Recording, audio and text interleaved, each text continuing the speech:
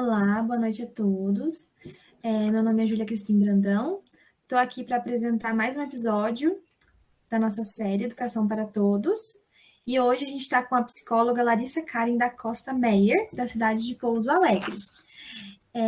A Larissa é psicóloga, atua na área de psicologia clínica e da docência acadêmica, e seu tempo de atuação é de 10 anos.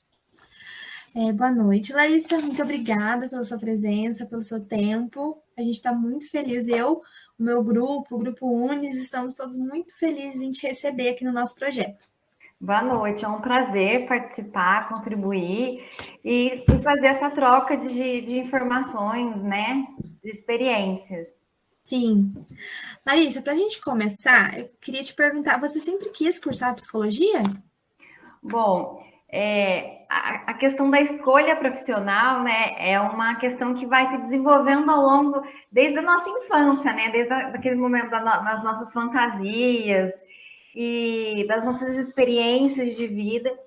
E eu acho que enquanto criança eu nem sabia acho que o que era psicologia, então não era um sonho que vinha desde a infância. É, Enquanto adolescente eu tive a oportunidade de fazer um processo de psicoterapia, né? E eu fui achando muito interessante, me identifiquei, achei que aquilo foi muito importante para minha vida.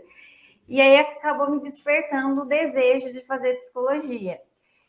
Naquele momento, eu acho que eu não tinha nem dimensão do universo tão grande e vasto que é a psicologia, né? Eu imaginava assim, tinha uma ideia da psicologia dentro do consultório, aquele psicólogo que fica dentro do consultório, e depois eu fui percebendo que o trabalho do psicólogo é muito maior, ele pode atuar em diversas áreas, né? E então a minha concepção de psicologia, acho que ainda hoje está sempre em evolução, né? Desde que eu decidi cursar psicologia, entrei na faculdade, cada experiência, cada disciplina foi me trazendo uma nova perspectiva, né? Depois, quando eu formei, acho que fui ainda tendo novas experiências, né? Atualmente eu trabalho como psicóloga clínica, né? Sou docente também. Já atuei como psicóloga escolar dentro de uma escola e já atuei também como psicóloga social, um centro de referência e assistência social, CRAS. Então eu tive diversas experiências que me fizeram ter um entendimento cada vez mais complexo, maior sobre a psicologia e me apaixonar mesmo pela psicologia. Eu, particularmente, acho uma pena que todas as escolas não tenham atendimento como psicóloga. Porque, assim, eu acho que é importante para as crianças, é importante para os adolescentes, para os alunos especiais que a gente está falando. O nosso projeto também fala do EJA, eu acho que seria interessante também, porque eu acho que o nosso comportamento, né, as coisas que a gente. É tudo muito interno, é tudo muitas vivências que a gente já teve, os traumas, etc. Como que eu acho que um acompanhamento de um psicólogo tornaria tudo mais leve, né? Para a ambientação escolar? Sim, e eu penso assim, que até mesmo para a rotina do professor, né?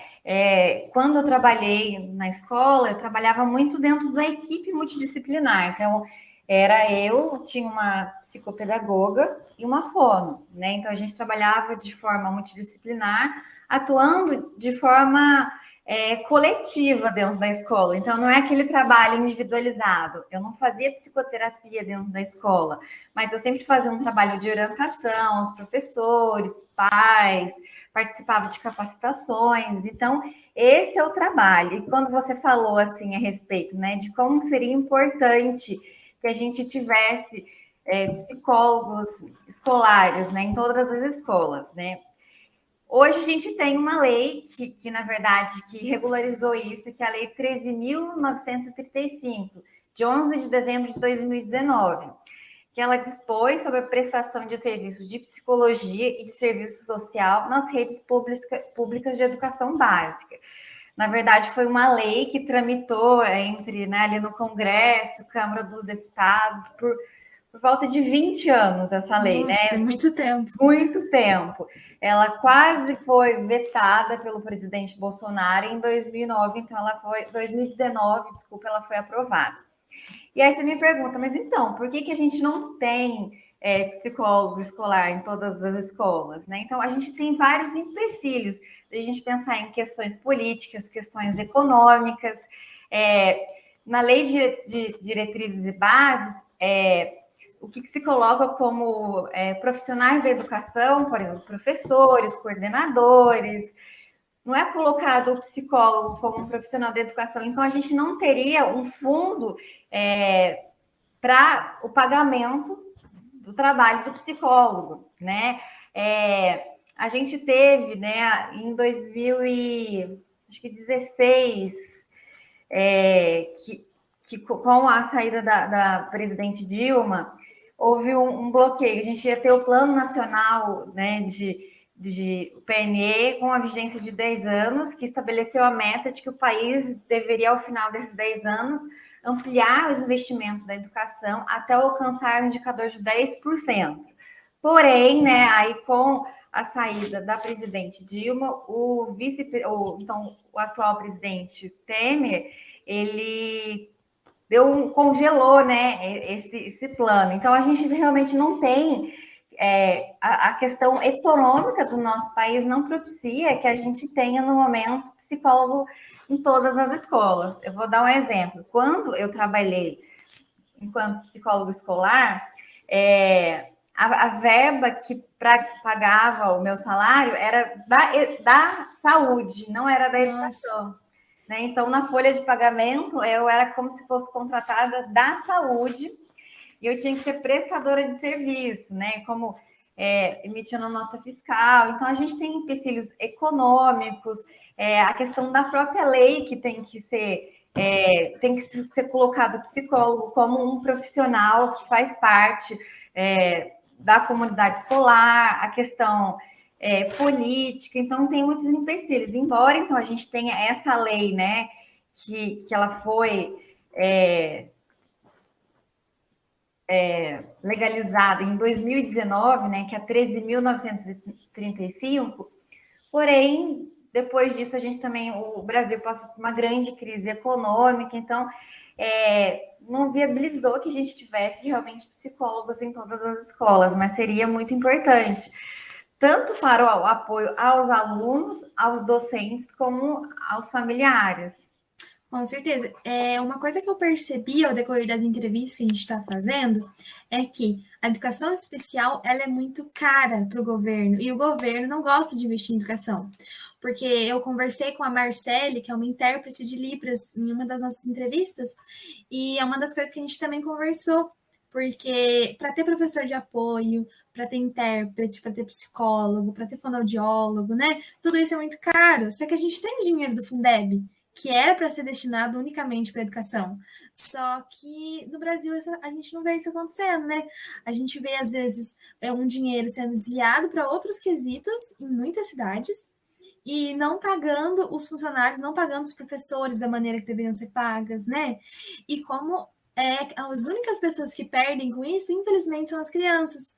Porque eu imagino que um psicólogo, nem que não atuasse assim individualmente com atendimento clínico, ele ajudando as crianças, principalmente as especiais, nessa adaptação, ajudando os alunos, os professores, né, toda a coordenação a incluir, fazendo um trabalho com outros profissionais, fono, intérprete, psicólogo.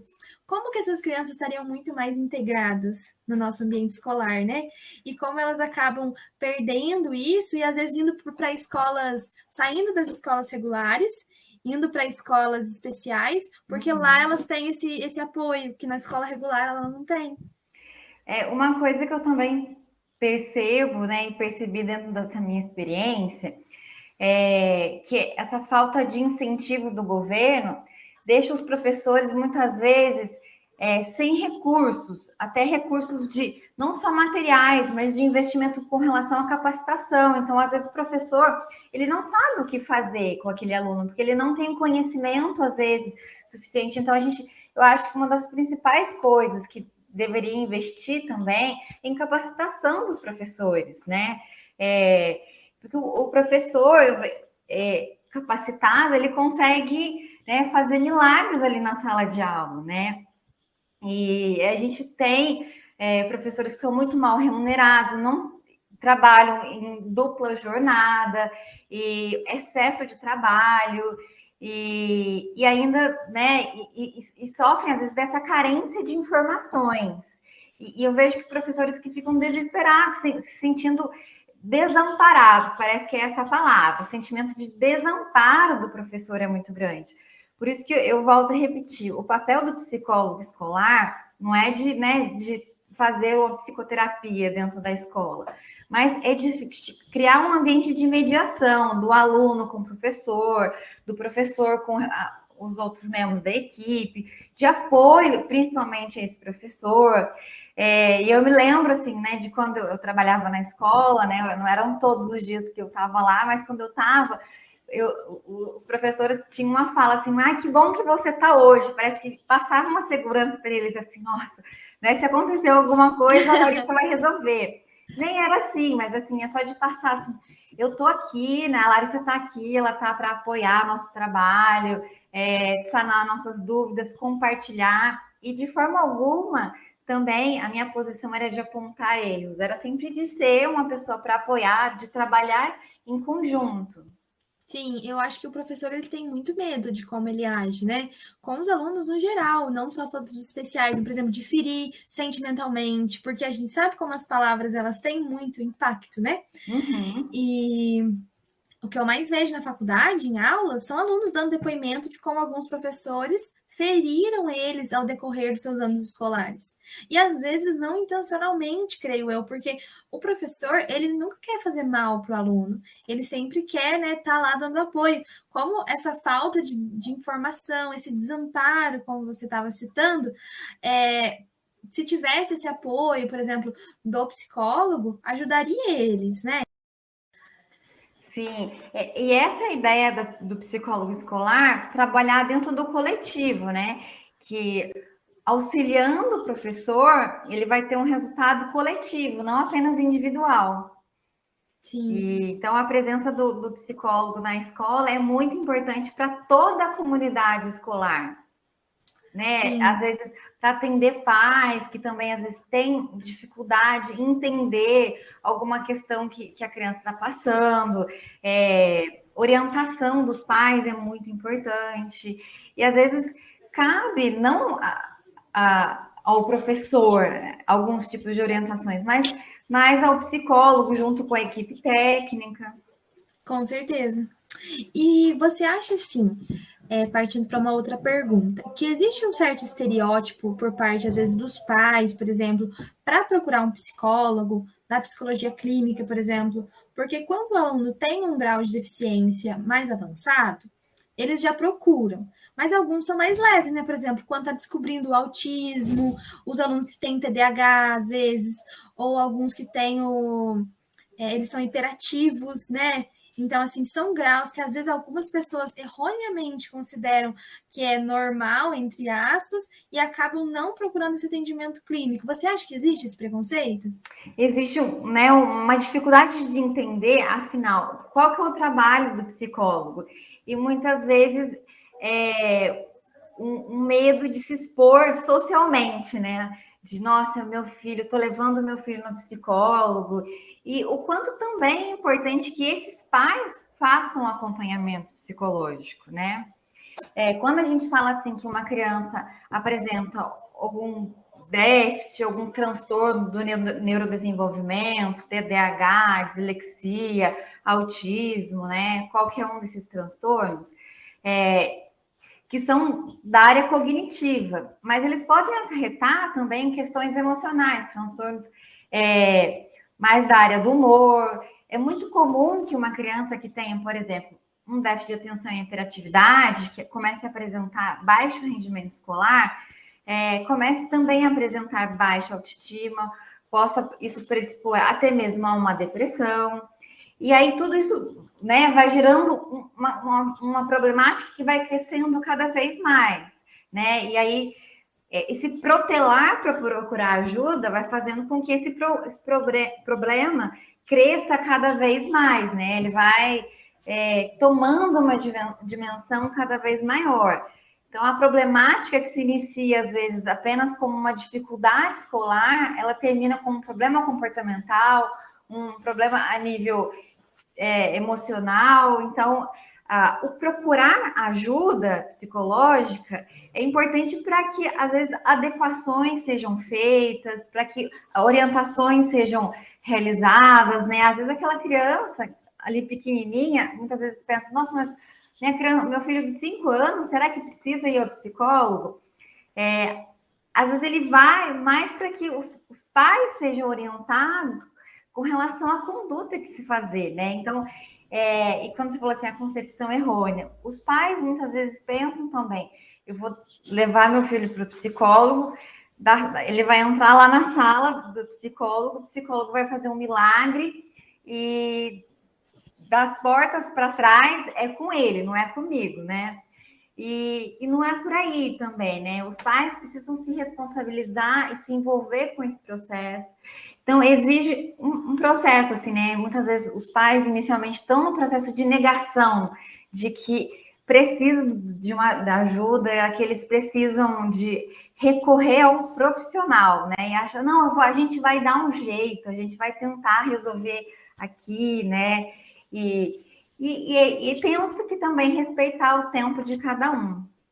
Com certeza. Eu acho que os pais tinham que ter um atendimento psicológico, né, separado, porque assim, às vezes o professor tá fazendo um trabalho super legal, o psicólogo tá super se esforçando, aí chega em casa, os pais descontrariam tudo aquilo que está sendo trabalhado, não por maldade, obviamente, porque todos os pais querem o bem de seus filhos, só que eles às vezes não sabem como lidar com aquela criança, né, e acabam, às vezes, um problema é que está em fase de construção, a criança tem aquele tempo, o professor está respeitando, o psicólogo, aí chegam os pais e eles querem que a criança pule etapas, né? Porque eles querem ver o filho deles bem, e esse bem quer dizer que eles têm que pular processos, às vezes. Como fazer que os pais entendam, né? O tempo da criança, entendam como funciona o problema, como ela vai poder conviver normalmente em sociedade, se ela for bem amparada por todos, né? Dá essa segurança, eu acho, que eles muitas vezes têm. A questão da orientação dos pais é muito importante. Primeiro, para desmistificar, né, o que é um transtorno, o que é o autismo, o que é o TDAH, né? Enfim. Segundo, para orientar qual que é a conduta adequada, para que esse pai também entenda, como você falou assim, o processo individual de cada criança, né? Porque existe uma comparação muito grande, às vezes, até entre os filhos. Nossa, mas meu filho mais velho não foi assim, eu fiz tudo, eu fiz as mesmas coisas, eu fiz igualzinho, o que está acontecendo que com ele não está dando certo? Tem aquele estigma, né? Tipo, eu tenho um filho especial. Eu acho que isso é um baque muito grande para os pais. Porque quando é descoberto, por exemplo, na gestação, às vezes uma síndrome de Down, ou uma doença, às vezes, cognitiva, que já é aparente desde cedo, eles já vão trabalhando com isso. Agora, quando você descobre, né, uma criança, às vezes, de 10 anos, que ela é autista, alguma coisa, é um baque, eu acho um choque muito grande, porque fica aquela tarja, né? Eu tenho um filho especial, é uma coisa que vai ficar pro resto da vida. E de forma inconsciente, às vezes fica até mesmo um sentimento muito de culpa. Será que é culpa minha? É porque fui eu que passei para ele? Será que, né? Então, existe esse sentimento de culpa. Por isso que, tantas vezes, essa negação e a demora em procurar ajuda. É uma pena, né? A gente vê, eu já vi muitos estudos que demonstram como o diagnóstico do autismo ele é cada vez mais tardio, né? Porque as pessoas acabam ignorando alguns sinais e achando que é normal. Às vezes, algum professor acaba direcionando para o atendimento do psicólogo. Aí, como é importante o professor ter capacitado, né? Porque se o professor souber os sinais de um aluno com dislexia, de um aluno autista, ele vai saber encaminhar para o psicólogo o mais rápido possível, né? Para que possa ser feito esse acompanhamento. É no ambiente escolar que os sinais e os sintomas se manifestam de forma mais prevalente, de forma assim, mais exposta, porque a criança está em contato, em convívio com outras crianças, em interação, num ambiente de muita estimulação, num ambiente de desenvolvimento, de aprendizagem. Então, esses sinais vão ser muito evidentes no ambiente escolar. Então, é importante o professor ter esse olhar, né, para esses sinais, conseguir verificar isso e também ter cuidado ao indicar, né? E não ter o cuidado para não rotular aquela criança, né? Indicar que os pais de repente procurem um profissional, já que a criança tem tido apresentando algumas dificuldades, né? Tem que ter muito cuidado também. Sim, é um assunto muito delicado para você tratar, né? Porque você já chega aquele negócio, procura um profissional, já fica, nossa, eu acho que deve ser uma coisa bem complicada. Por isso que quando há o profissional, né, de psicologia dentro da escola, é mais fácil essa mediação com os pais, né? É mais fácil de desmistificar o que é a psicologia. Sim, com certeza. Eu acho que também uma coisa que está sendo desmistificada com o tempo são os transtornos emocionais, como a ansiedade, a depressão, que está, infelizmente, muito presente nas escolas, né? A gente está vendo cada vez mais adolescentes depressivos, adolescentes ansiosos.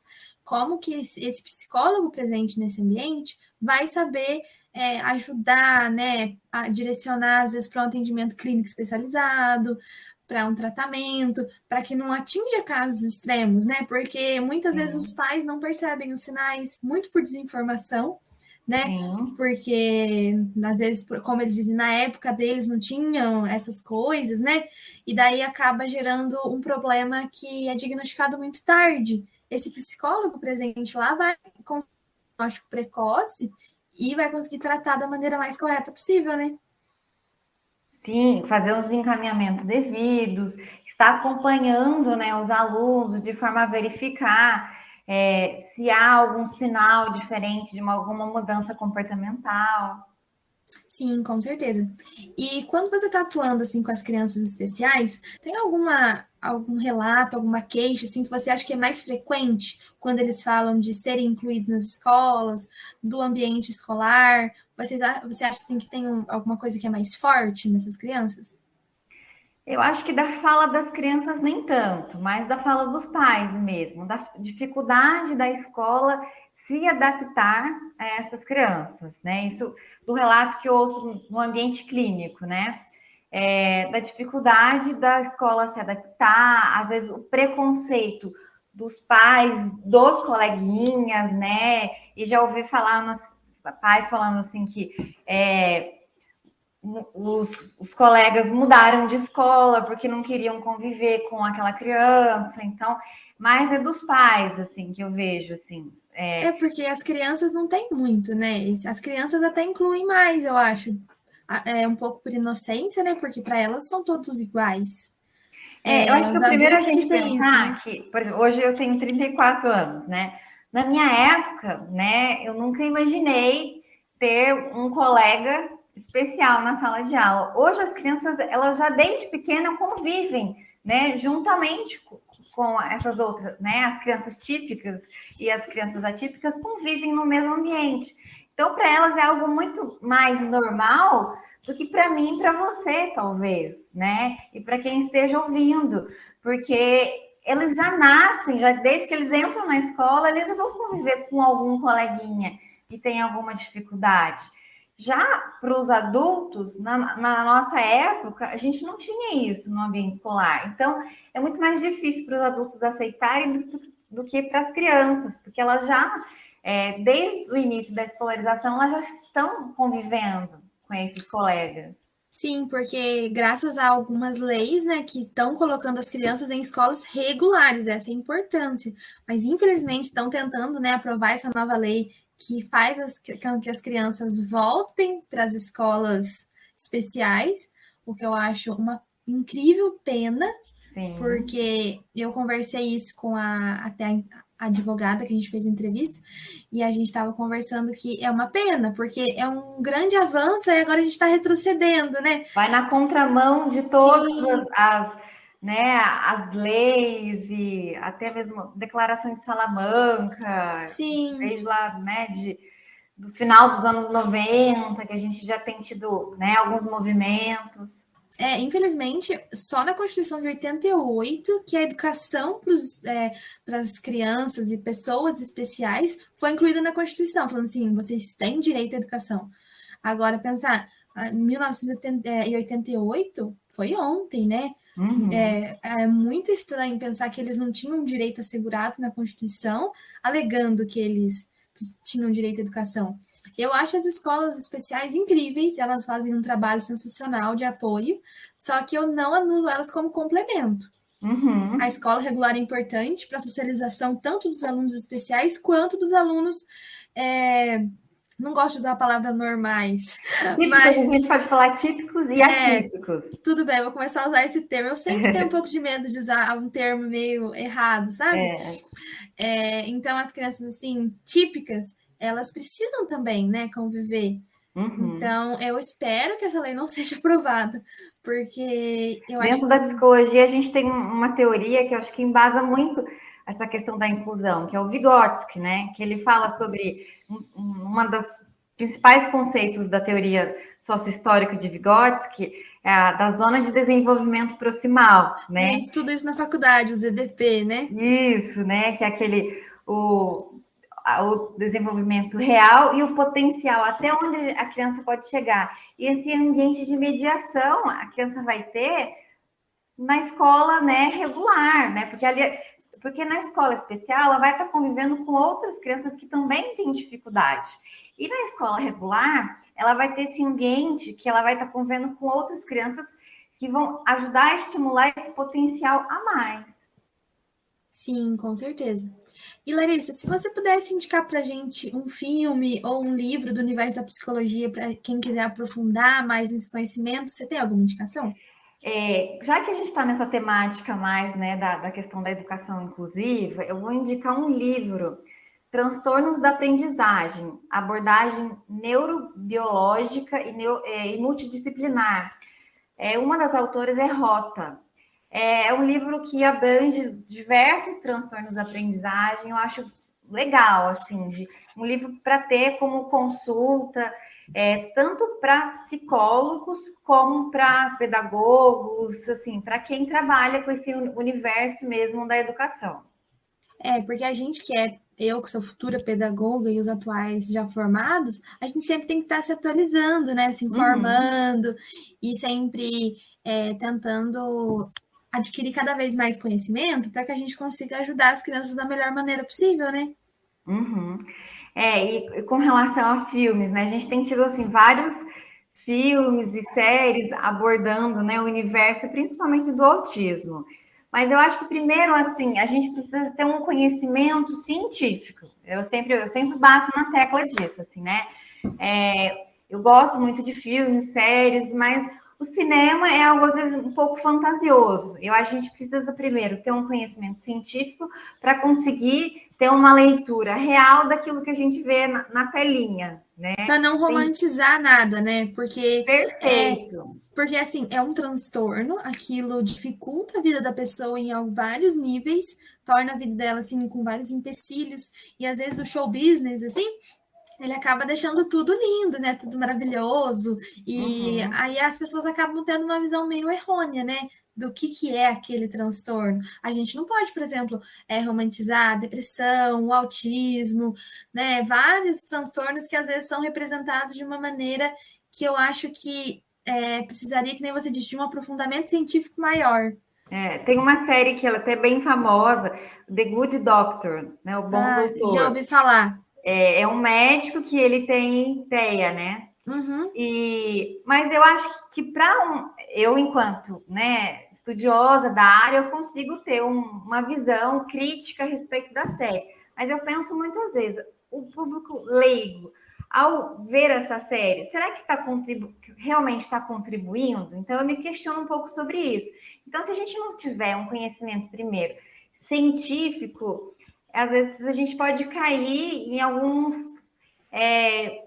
sensos comuns, sabe? Sim, eu já vi alguns flashes dessa série e parece mais como se fosse um superpoder dele, assim, sendo que é um transtorno super sério, né? Que, claro, que mostra em algumas partes da série, pelo pouco que eu ouvi falar, das dificuldades que ele também tem de relacionamento com as pessoas, o que é muito legal.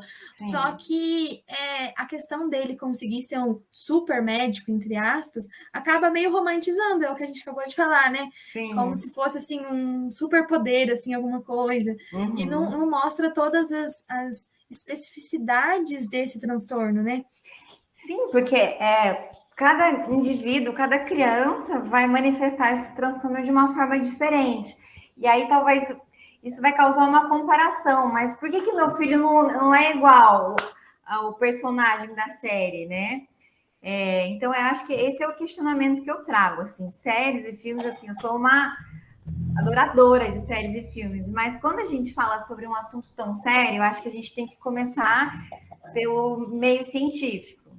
Sim, eu gosto muito também. Eu li um livro que chama Talvez um Dia, de uma autora que chama Colin Hoover, não sei se você conhece. Não. Fala sobre um músico que é surdo. E é Uhum. muito interessante, porque fala como ele é baseado, não tenho certeza se é baseado numa história real, mas tem inspiração numa pessoa que ela conhecia, um músico, que era tão interessante quando você conhecia o que passava na cabeça dele, que você acabava esquecendo, por exemplo, da deficiência, sabe?